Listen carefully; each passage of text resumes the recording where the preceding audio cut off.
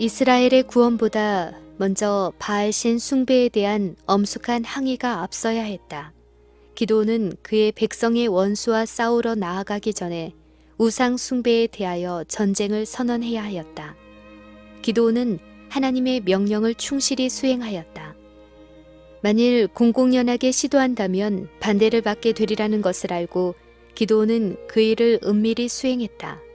그의 종들의 도움을 받아 하룻밤 동안에 전부 해치웠다. 다음날 아침 바알에게 예배하러 나온 오브라인들은 크게 분노하였다. 천사의 내방에 대하여 들은 요아스가 자기 아들을 위하여 변호하지 않았더라면 오브라인들이 기드온의 생명을 취했을 것이다. 요아스는 너희가 바알을 위하여 쟁론하느냐? 너희가 바알을 구원하겠느냐? 그를 위하여 쟁론하는 자는 이 아침에 죽음을 당하리라. 바알이 과연 신일진데 그 단을 회파하였은즉 스스로 쟁론할 것이니라고 말하였다. 바알이 자신의 제단을 보호할 수 없을진데 어찌 그를 예비하는 자들을 보호할 수 있다고 믿을 수 있겠는가?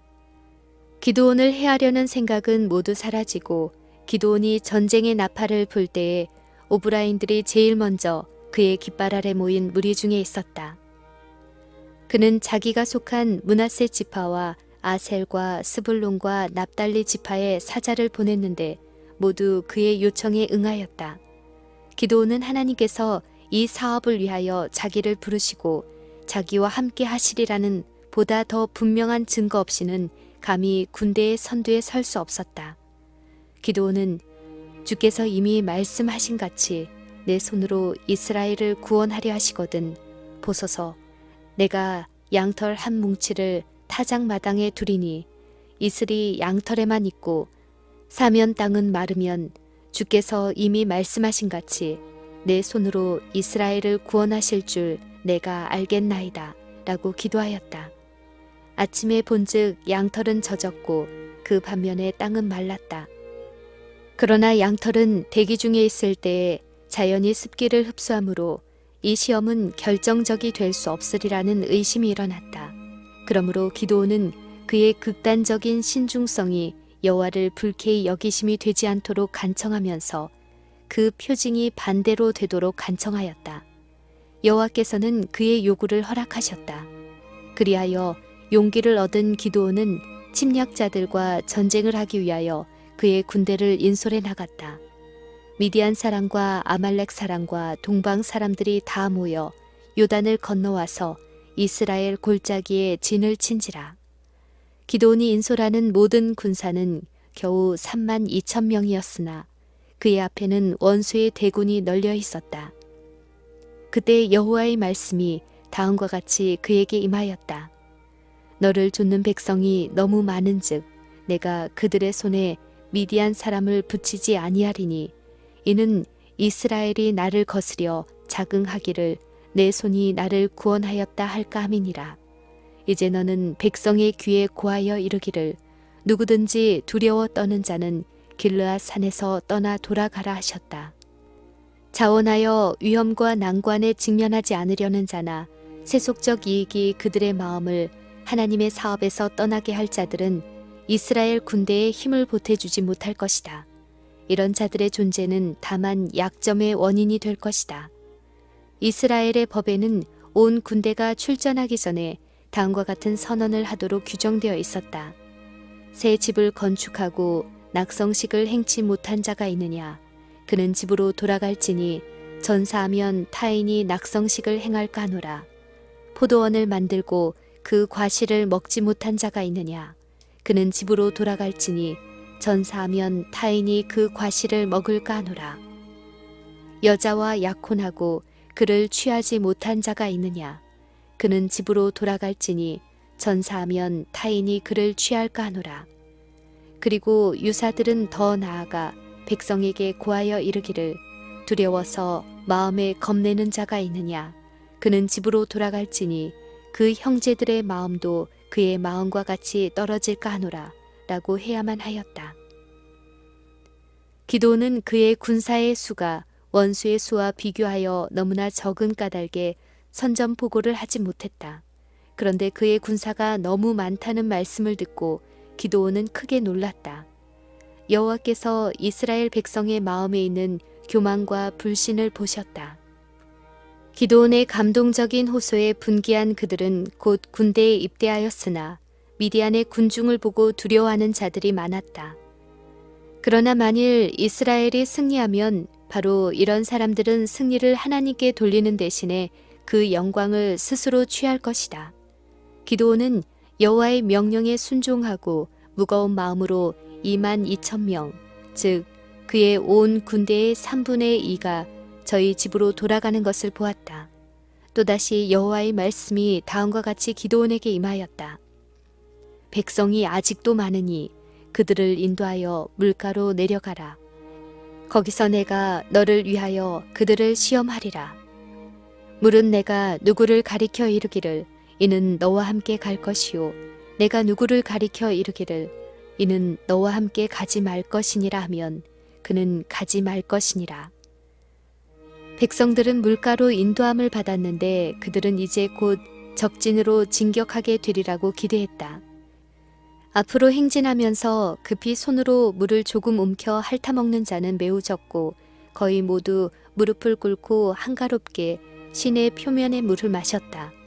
손으로 물을 떠서 마신 자는 불과 10,000명 중에 300명밖에 되지 않았다. 그들은 택함을 잊고 나머지는 모두 저희 집으로 돌아갈 허락을 받았다. 때때로 가장 단순한 방법에 의하여 품성은 시험을 받는다. 위험한 때에 자신의 필요만을 채우려고 하는 자들은 위급한 경우에 신뢰할 수 있는 사람이 될 수 없다. 여호와께서는 게으르고 방종한 자들을 위하여 당신의 사업 가운데 자리를 마련하지 않으신다. 하나님의 택하신 사람은 자신들의 필요로 인하여 의무를 이행하는 일을 지체하지 않는 소수의 사람들이었다. 선발된 300명은 용기와 자제력을 가졌을 뿐 아니라 신앙이 돈독한 자들이었다. 그들은 우상 숭배로 자신을 더럽히지 않은 자들이었다. 하나님께서는 그들을 지휘하실 수가 있으셨고 그들을 통하여 이스라엘을 구원하실 수 있었다. 성공이란 수요에 달려있는 것이 아니다. 하나님께서는 많은 사람뿐만 아니라 적은 사람을 통하여서도 구원하실 수 있으시다. 하나님께서는 사람의 수요를 통해서보다는 오히려 당신을 따르는 자들의 품성으로 영광을 받으신다. 이스라엘 백성들은 침략자의 대군이 진을 치고 있는 골짜기가 내려다 보이는 산 벼랑에 주둔하였다. 미디안 사람과 아말렉 사람과 동방의 모든 사람이 골짜기에 누웠는데 메뚜기의 중다함 같고 그 약대의 무수함이 해변의 모래가 수다함 같은지라. 기드온은 내일의 전투를 생각하고 떨었다. 그러나 여호와께서는 밤에 기드온에게 명하시기를 그의 부하 브라를 데리고 미디안 진영으로 내려가라. 그리하면 그가 용기를 얻을 무슨 말을 들으리라고 하셨다. 기드온이 내려가 어두움과 고요 속에서 기다리고 있을 때 한 병사가 동료에게 다음과 같이 꿈 이야기를 하는 것을 들었다. 보리떡 한 덩어리가 미디안의 진으로 굴러 들어와서 한 장막에 이르러 그것을 쳐서 무너뜨려 엎드러뜨리니 곧 쓰러지더라. 그 동료는 숨어서 듣고 있는 자의 마음을 감동시키는 말로 대답하기를 이는 다른 것이 아니라 이스라엘 사람 요아스의 아들 기드온의 칼날이라. 하나님이 미디안과 그 모든 군대를 그의 손에 붙이셨느니라고 하였다. 기드온은 미디안에 알지 못하는 자들을 통하여 그에게 말씀하시는 하나님의 음성을 분별하였다. 그는 자기의 명령하에 있는 소수의 군사에게로 돌아와서 일어나라, 여호와께서 미디안 군대를 너희 손에 붙이셨느니라고 말하였다. 하나님의 지시에 의하여 공격 계획이 기드온에게 제시되었고 그는 그것을 즉시 실행에 옮겼다. 300명의 군사를 세 부대로 나누었다. 각 사람은 나팔과 진흙 항아리 속에 감춘 횃불을 받았다. 군사들은 그와 같은 방법으로 다른 방향으로부터 미디안 진에 접근하도록 배치되었다. 이 세 부대는 깊은 밤에 기드온의 전쟁 나팔의 신호를 따라 그들의 나팔을 불고 항아리를 깨트려 타오르는 횃불을 쳐들고 여호와와 기드온의 칼이여 라는 무서운 군호를 외치면서 적군에게로 질주하였다. 자던 원수의 군사는 돌연히 깨었다. 타오르는 불빛이 사방에 보였다. 사방에서 나팔 소리와 공격자의 부르짖음이 들렸다. 미디안인들은 저희가 압도적인 대군에 포위된 줄 믿고 공포에 사로잡혔다. 그들은 놀라서 무서운 비명을 지르며 목숨을 구하려고 도망하였다. 그러나 저희 동료를 적으로 오인하고 서로 죽였다. 승리의 소식이 널리 퍼지자 저희 집으로 돌아가던 무수한 이스라엘 군사들이 되돌아와 도주하는 원수를 추격하는 일에 가담하였다. 미디안인들은 요단강을 건너 그들의 영토로 돌아가려고 강 쪽으로 행진하고 있었다. 기드온은 사자를 에브라임 지파에게 보내어 그들로 일어나 도망하는 자들을 남방 여울에서 막도록 명하였다. 그동안의 기드온은 비록 곤비 하나 따르는 300인과 함께 이미 건너편으로 멀리 간 자들의 뒤를 쫓아 힘든 강물을 건넜다. 전 군대를 인솔하고 왔다가 겨우 1만 5천 명의 군사와 함께 도망하던 두 왕 세바와 살문나는 기드온에게 따라잡혔으며 그들의 군대는 산산이 흩어졌으며 그 지도자들은 사로잡혀 죽임을 당하였다. 이 현저한 패배로 인하여 12만 명 이상의 침략자들이 죽임을 당하였다. 미디안인의 세력이 꺾여 결코 다시는 이스라엘에게 전쟁을 걸 수 없었다.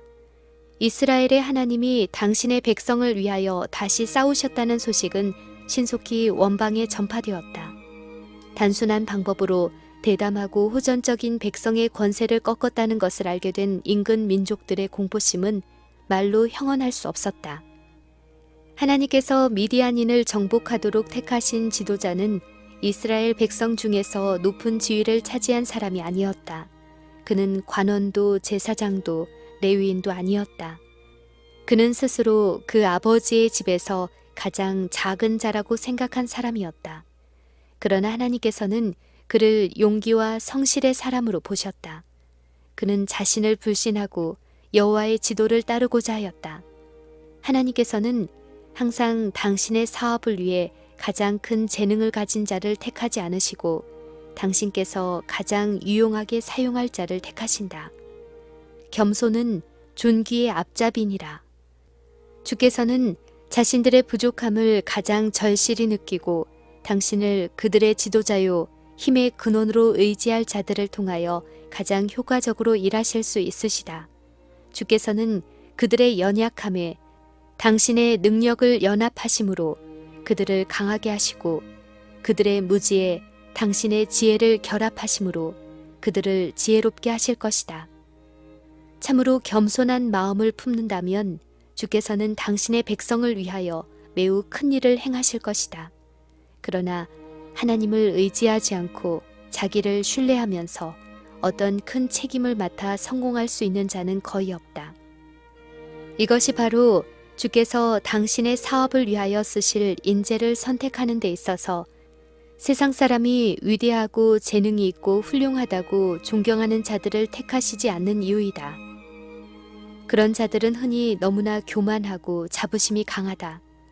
그들은 하나님의 권고 없이도 행할 능력이 있다고 느낀다. 여리고를 포위한 여호수아의 군사와 미디안 대군 주위에 있던 기드온의 적은 군병이 나팔을 분 단순한 행위는 하나님의 권능을 통하여 원수들의 세력을 무너뜨리는 데 효과적인 수단이 되었다. 하나님의 권능과 지혜를 떠나서 사람들이 고안해낸 가장 완전한 어떤 제도라 할지라도 실패로 끝날 것이며 반면에 가장 전망이 없는 듯이 보이는 방법이라도 하나님께서 명하신 것을 겸손과 신앙으로 받아들일 때에 성공할 것이다. 하나님을 신뢰하고 당신의 뜻에 순종하는 일은 마치 기드온과 여호수아가 가나안인과 싸울 때에 필요했던 것처럼 오늘날 그리스도인이 영적 싸움을 할 때도 필수 불가결하다.